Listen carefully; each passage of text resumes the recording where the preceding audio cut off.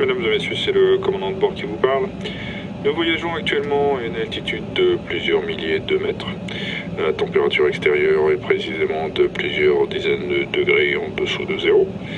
Et notre heure d'arrivée est précisément de plusieurs heures de retard. Merci de votre attention. Est-ce que quelqu'un aurait des antidépresseurs, s'il vous plaît?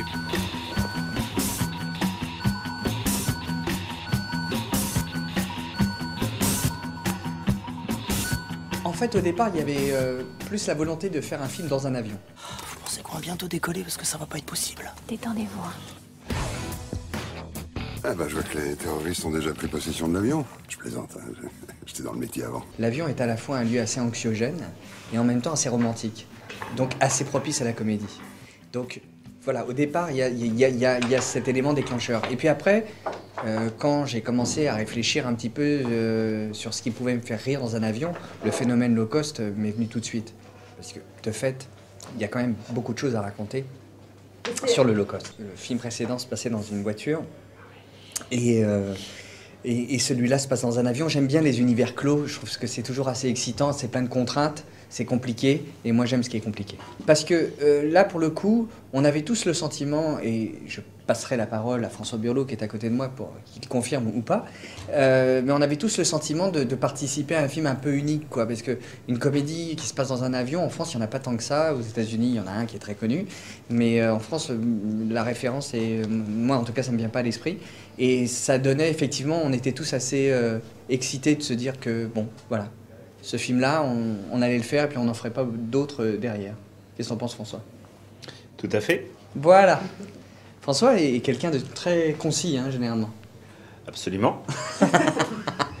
C'est le jeu, là, ni oui ni non, ça a commencé ou pas? Donc... C'est mon cousin autiste. Je confirme. Voilà, parce que le nom de la compagnie, c'est Lowbud Jet, et en fait, on a développé, en tout cas, le service marketing de Wild Bunch, qui est donc le distributeur du film, a développé le site internet de la compagnie, parce que pour nous, c'était important de communiquer par le net. Généralement, les compagnies low cost vendent leurs billets par le net, et nous, c'était tout assez logiquement qu'on allait utiliser Internet pour développer notre marketing, en gros. Donc voilà, ça nous faisait rire d'imaginer un site où rien ne fonctionne. Et au final, bah, ça a pas mal buzzé. Ouais. Pour moi, l'aéroport le plus connu des aéroports low cost pour avoir pris un avion à Beauvais, c'était Beauvais. Donc voilà, ça m'est venu assez logiquement. Pour moi, c'est l'aéroport low cost le plus connu. Moi, j'aime bien travailler un peu en famille. Donc Judith Godrèche était très évident, Jean-Paul Rouve très évident aussi. Ça faisait 5 ans qu'on n'avait pas travaillé ensemble. J'avais vraiment très envie de remettre le couvert. Et puis Gérard Darmon, on n'avait pas vraiment travaillé ensemble. Il était intervenu sur des sketchs des Robin des Bois. Mais j'avais très envie de bosser avec lui. J'ai beaucoup d'admiration pour Darmon, que j'aime depuis, je crois, Le Grand Pardon.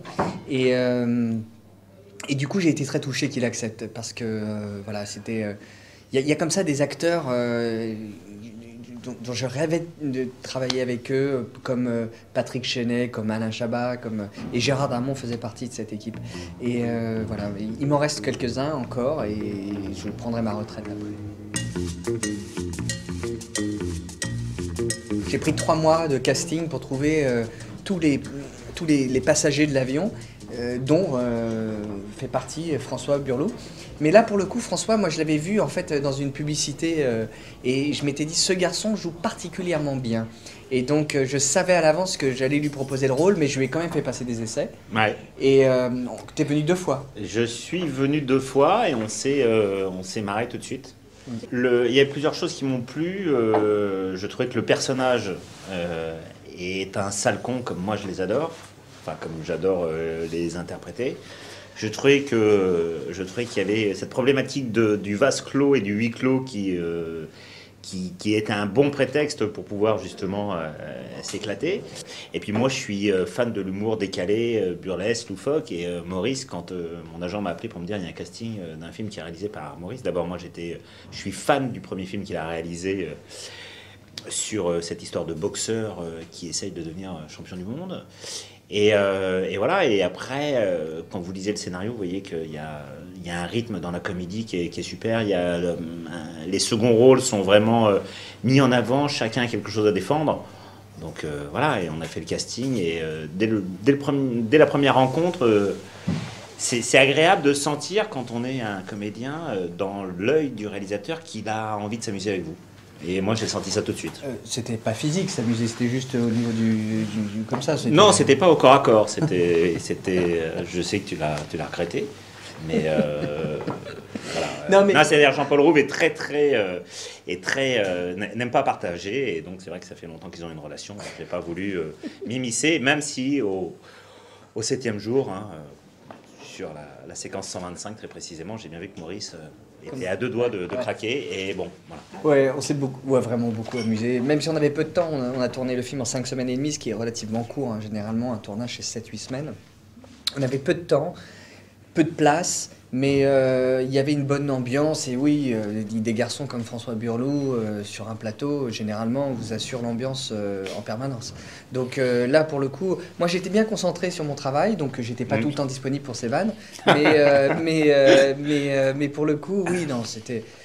Moi, c'est ce que j'aime, travailler dans la détente, qu'il n'y ait jamais de mauvaise humeur sur un plateau. Et c'est comme ça qu'on obtient généralement le meilleur des acteurs. Parce que quand on est metteur en scène et qu'on arrive en faisant la gueule et en disant à l'acteur « t'as intérêt à me faire rire », généralement l'acteur, ça le coince plutôt qu'autre chose. Donc oui, il y avait une bonne ambiance. C'est-à-dire que moi, je suis prof de géo. Au lycée Elsa Triolet, elle s'appelait sur Sarthe, alors je sais pas si je suis vraiment à ma place là. Jean-Claude! Non! On va se scratcher! Eh ben c'est dommage, mais il fallait y penser avant.